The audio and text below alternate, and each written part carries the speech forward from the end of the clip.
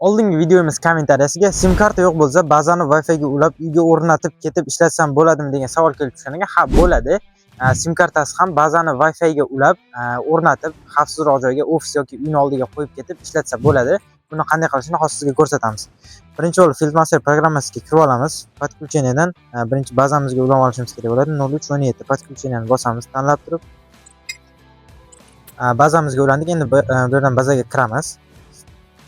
Kirganimizdan keyin hop bu yerdan kanal передача данныхni internet приемникka o'tkazishimiz kerak.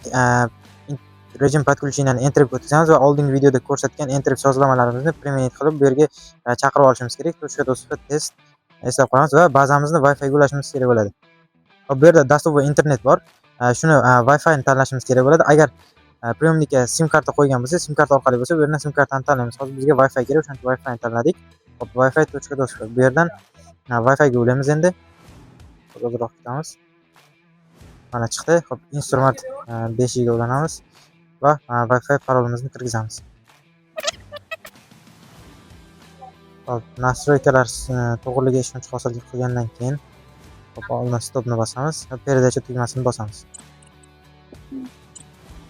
Bazamiz Wi-Fi ga ulanib zapusk bo'ldi. Endi roverga ulanishimiz kerak. 364. Roverga ulandik. Endi bu yerdan roverga kiramiz.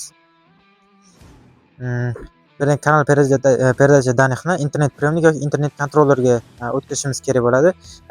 Agar sim kartani kontrollerga qo'ygan bo'lsa, internet kontrollerini tanlaymiz. Agar sim kartani приемникka qo'ygan bo'lsa, internet приемникini tanlaymiz. Oldingi videoda ham aytib o'tgandik.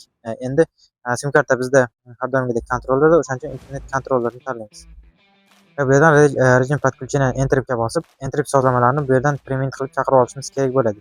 Va bu yerdan получitni bosib, bazamiz to'chkasi test dedi. Hozir qidirib ko'ramiz. Hop. Mana testni ustiga bir marta bosamiz. Bu yerdan tanlangandan keyin nachat tugmasini bosamiz.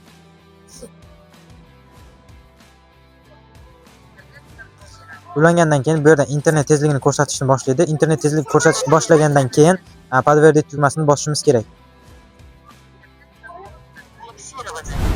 Mana ko'rib turganingizdek, bazani Wi-Fi ga ulab ishlatib ko'rsatdik. Yanada qiziqroq ma'lumotlarni bilishni xohlasangiz, bizni kuzatishda davom eting.